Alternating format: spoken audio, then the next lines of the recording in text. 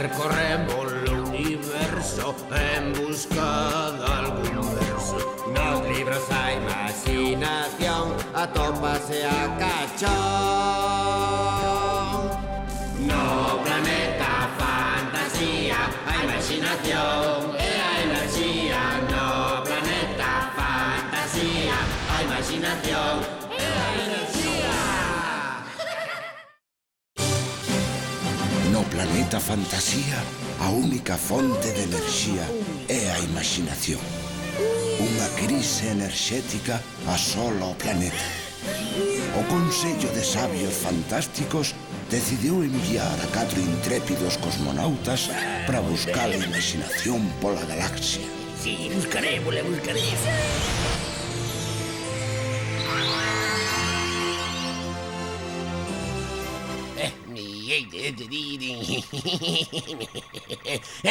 Mirade, o que encontrei na caixa de correos da nave.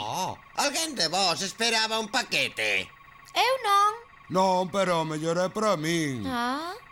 É unha carta que nos envían os Reis Magos. Seguro que é o casco novo que pedín eu. Non, non é ningún regalo para nós.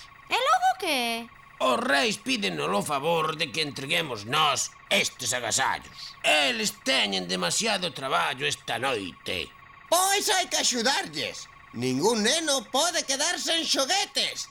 Dade as coordenadas da dirección da casa.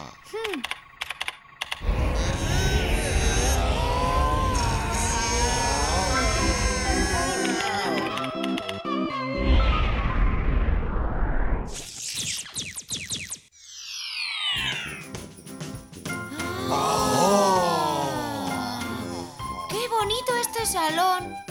E cantas luciñas. Parece a nosa nave. Aquí en Nadal decoran así as casas.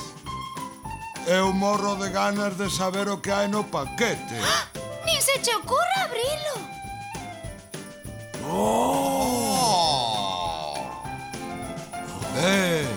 Mirade.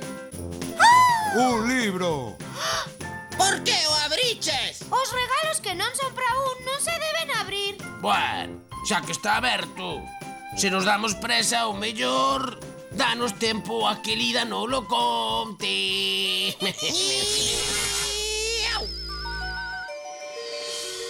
Ai, a xilla. Veña, apura, que non nos dá tempo.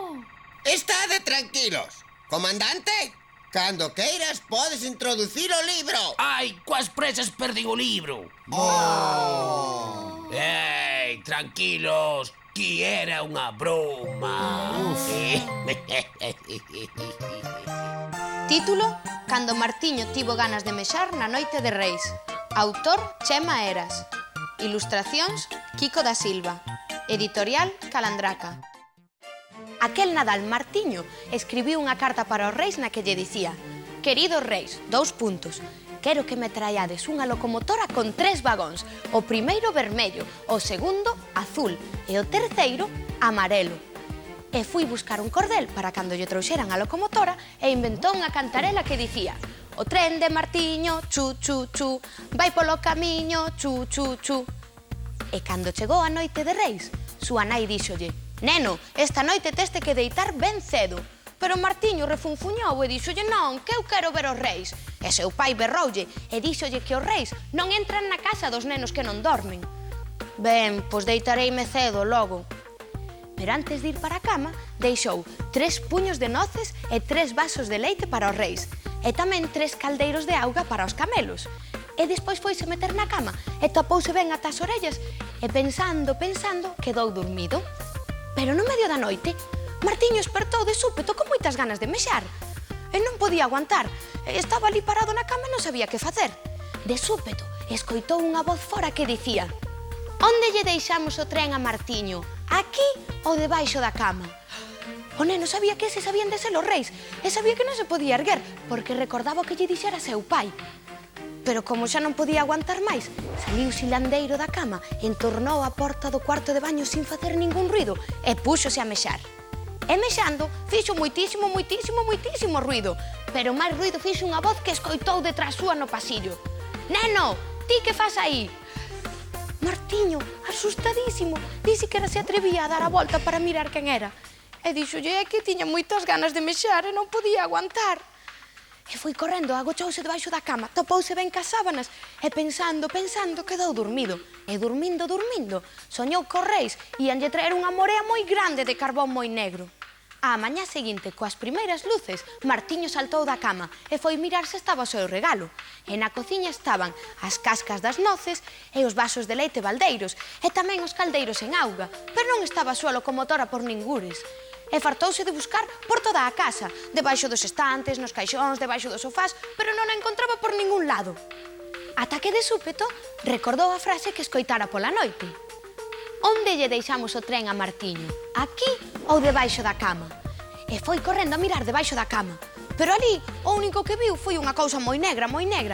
E non tivo medo e meteu a man debaixo da cama e sacou a súa locomotora.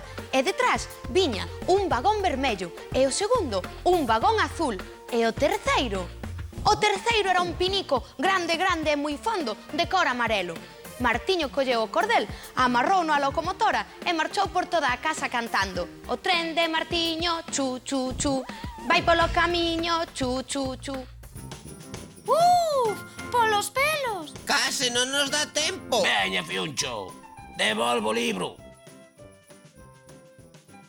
Vou mirar se hai máis libros.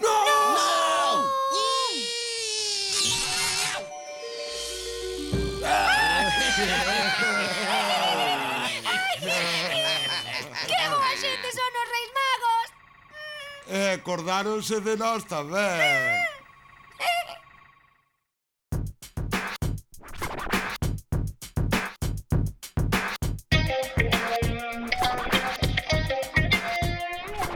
Berliño non é un canciño, tampouco é un gatiño. Tan só é o grande Berliño, cun corno moi chusquiño. Os nenos co corno quero protexer e contos quero lles traer. Pola galaxia buscamos planetas cheos de fantasía e de moitas letras. Berliño non é un canciño, tampouco é un gatiño. Tan só é o grande Berliño, cun corno moi chusquiño.